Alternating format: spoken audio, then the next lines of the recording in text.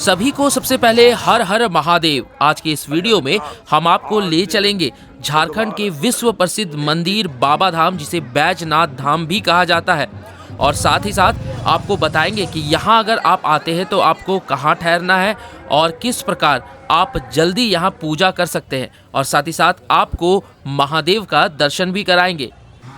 तो ये है देवघर का सबसे प्रसिद्ध मटन अट्ठे, जो कि आपको देवघर में ही खाने को मिलता है। तो हम देवघर आने के लिए अपनी जर्नी स्टार्ट करते हैं रांची से। रांची रेलवे स्टेशन से बहुत सारे ट्रेन आपको मिल जाएंगे जो देवघर आएंगे। यहाँ पे जसीडीह जंक्शन है, दो यहाँ रेलवे स्टेशन है, एक जसीडीह जंक्शन है और एक देवघर। तो सारे लोग जो है जसीडीह में ही उतरते हैं, क्योंकि यहाँ से बहुत करीब पड़ता है आपका बाबा धाम। बाकी देवघर जो जंक्शन है वो थोड़ा शहर से आउटर में है। तो यहाँ उतरने के बाद आपको जाना है टावर चौक। टावर चौक जो है वो बाबा धाम मंदिर के जस्ट बगल में ही है, मेन चौक है इनका। तो यहाँ से आपको ई रिक्शा मिल जाएंगे जो आपको 20-30 रुपए में आपको टावर चौक पहुँचा देंगे। तो ये है यहाँ का टावर चौक। टावर चौक के पास आपको बहुत सारे होटल मिल जाएंगे और यहाँ से जो मंदिर का डिस्टेंस है वो वॉकिंग डिस्टेंस पे है। आप 100-200 मीटर आप पैदल जाएंगे तो आपको मंदिर मिल जाएगा। तो ये यहाँ का मेन चौक है। यहाँ पे बहुत सारे आपको होटल मिल जाएंगे ठहरने के लिए और खाने के लिए भी। यहाँ जो मधुवन आप देख रहे हैं ये होटल, ये खाने के लिए बहुत ही अच्छा है। और यहाँ जो हम ठहरे थे, इस होटल का नाम होटल कार्तिक था, जहाँ हमें 1200 रुपये में रूम मिले थे, जिसमें डुअल शेयरिंग आप रह सकते हैं। रूम अच्छा था, एसी लगे हुए थे। फिलहाल ठंडे के समय के कारण हमने एसी नहीं चलाया। बाकी जैसा मैंने बताया कि बगल में ही आपको यहाँ पे वेज खाना मिल जाएगा, जहाँ कम कीमत पे आप अच्छे खाने खा सकते हैं। जैसे हमने खाया यहाँ रोटी और फूल गोभी का सब्जी, जो काफ़ी अच्छा लगा। तो रात में रूम में ठहरने के बाद सुबह करीब 7 बजे हम निकल जाते हैं बाबा मंदिर में। तो यहाँ पे आप देख सकते हैं बाबा बैद्यनाथ मंदिर का पूरब का ये द्वार है, जहाँ पे हम बाहर चप्पल रखते हैं और अंदर एंट्री लेते हैं। अब मेन चीज़, जब आप मंदिर के अंदर एंट्री लेंगे तो यहाँ 2 लाइनें लगती है, ध्यान दीजिएगा। यहाँ एक लाइन नॉर्मल लाइन है, जहाँ आपको कोई भी पैसे नहीं देने होंगे और लगने होंगे, और दूसरी लाइन के लिए वीआईपी लाइन, जिसके लिए आपको 200 रुपये टिकट कटाने पड़ते हैं। तो हमने बिना पैसे दिए नॉर्मल लाइन में जाके लग गया। पर एक चीज़ आपको बता दूं, अगर आप नॉर्मल वाले बिना पैसे दिए हुए लाइन में लगेंगे तो करीब आपको दर्शन करने में 5 घंटे का समय लग जाएगा।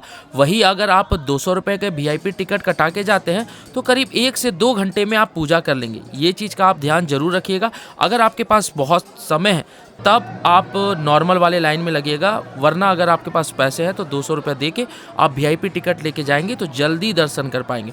और यहाँ की स्थिति ऐसी है कि नॉर्मल वाले लाइन में लाइन बढ़ती ही नहीं है। आपको 1-1 घंटा एक ही जगह पे आप खड़े रहने पड़ेंगे आपको। फिलहाल ये दृश्य जो आप देख रहे हैं ये बाबा मंदिर का है।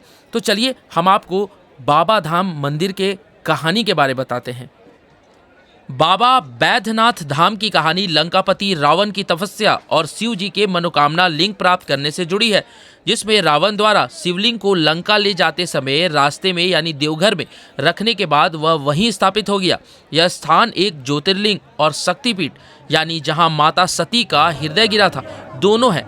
और शिव जी बैद्य के रूप में प्रकट हुए थे, इसलिए इसे बैद्यनाथ धाम कहते हैं, जहाँ भक्तों की मनोकामना पूर्ण होती है। मुख्य पौराणिक कथा के अनुसार त्रेता युग में रावण ने शिवजी को प्रसन्न करने के लिए घोर तपस्या की और अपने 9 सिरों को काटकर अर्पित कर दिया। जब वह 10वां सिर चढ़ाने वाला था तब भगवान शिव प्रकट हुए और उससे वरदान मांगने को कहा। रावण ने शिवजी से अपने साथ लंका में निवास करने के लिए एक शिवलिंग मांगा, जिसे मनोकामना लिंग कहा जाता है, जो मनोकामनाएं पूरी करता है। शिवजी ने शर्त रखी थी, यदि रावण इस शिवलिंग को रास्ते में कहीं भी नीचे रख देगा तो यह वहीं स्थापित हो जाएगा। लंका जाते समय रावण को लघुशंका यानी पेशाब करने की आवश्यकता हुई। उसने शिवलिंग को एक ग्वाले बैजू को पकड़ाया और वापस लौटने पर पाया कि शिवलिंग जमीन में स्थापित हो चुका है। रावण उसे उठा नहीं पाया और तभी से यह शिवलिंग देवघर में स्थापित हो गया। यह 12 ज्योतिर्लिंग में से एक है और यह एक शक्तिपीठ भी है, इसलिए यहाँ पूरे देश भर से लोग आते हैं। सावन के मेले में यहाँ लाखों लोग भगवान को जल चढ़ाने आते हैं। तो हम यहाँ सुबह 7 बजे लाइन लगे थे। 7 से लेकर पूजा करने में मुझे करीब 5 घंटे का समय लगा। 12-1 बजे पूजा करके हम लोग यहाँ से निकले। पूजा करने के लिए यहाँ जो प्रसाद में है ये फूल और गंगा जल ही चढ़ाए जाते हैं। बाकी जो पेड़ा वगैरह आप लोग प्रसाद में खाते हैं वो सब बाहर से लिए गए होते हैं, क्योंकि यहाँ पे जब भी आप पूजा करने जाएंगे तो इतना समय रहता ही नहीं है। इतने समय आपको यहाँ रुकने ही नहीं दिया जाता है कि ये सारी चीज़ें आप चढ़ा पाए। बहुत ही अधिक भीड़ रहता है यहाँ। इसके अलावा यहाँ पे अगर आप कोई पंडा से पता भी पूछेंगे कि कहाँ से लाइन वगैरह लगनी है तो वो लोग पकड़ लेते हैं, उसके बाद पैसे का डिमांड करते हैं। तो ये आप थोड़ा सा ध्यान रखना। बेहतर है कि ज़्यादा आप किसी से ना ही पूछें, सीधा जाए 200 रुपये के आप VIP टोकन कटाएं और जाके लाइन में लग जाए और आसानी से आप पूजा कर पाएंगे। यहाँ पे बड़ी संख्या में लोग मुंडन के लिए और शादी के लिए भी आते हैं। यहाँ जो नॉर्मल लाइन है ये करीब मंदिर से लेकर आपको रास्ते में ले जाएगी। यहाँ मतलब मंदिर पास आने में करीब आपको आधा किलोमीटर चलने होंगे।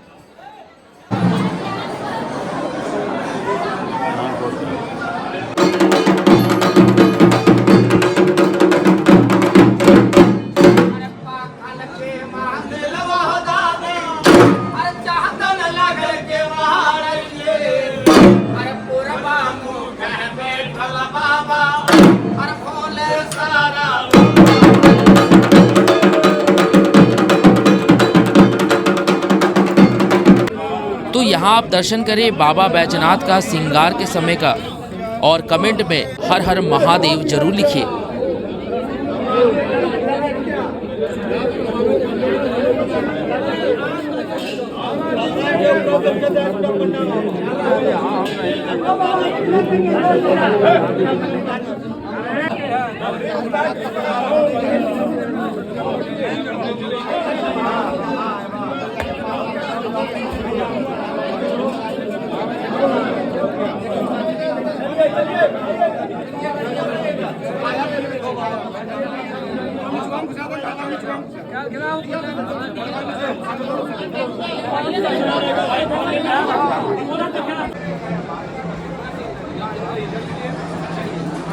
बड़ा जिला है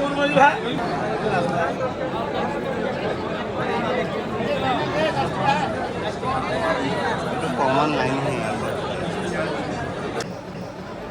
बाबा बैजनाथ धाम के इस परिसर में सिर्फ भगवान भोलेनाथ ही नहीं, बाकी बहुत सारे आपको देवी देवता देखने को मिलेंगे।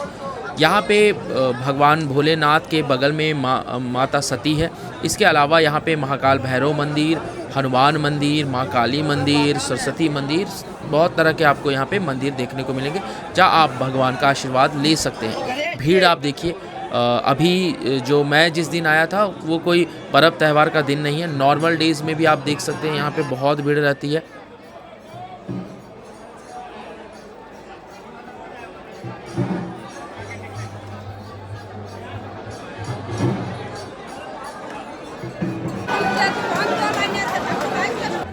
तो यहाँ जो सामने है ये है माँ पार्वती मंदिर जो शक्तिपीठ है, और ठीक यहाँ सामने है बाबा बैजनाथ धाम यानी शंकर भगवान।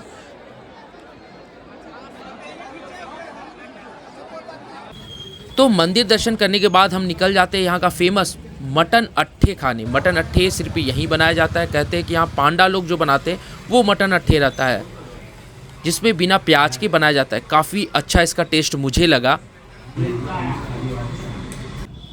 तो दर्शन करने के बाद और खाना खा के हम लोग निकल पड़ते हैं अपने घर के लिए यानी रांची के लिए। रांची के लिए फिर रेलवे स्टेशन जाते हैं और वहाँ पे प्रीमियर लॉन्च है जहाँ पे 50 रुपये देकर हम लोग करीब 1-2 घंटा बैठते हैं। उसके बाद हमारी ट्रेन आती है और हम आ जाते हैं रांची। तो इसी तरह हमारी जर्नी ख़त्म होती है। तो अगर आप भी बाबा धाम पहली बार जा रहे हैं और आपको यहाँ जाने से पहले कुछ सवाल है आपके मन में, तो आप कमेंट करके हमें पूछ सकते हैं, हम जवाब ज़रूर देंगे। वीडियो देखने के लिए बहुत बहुत धन्यवाद।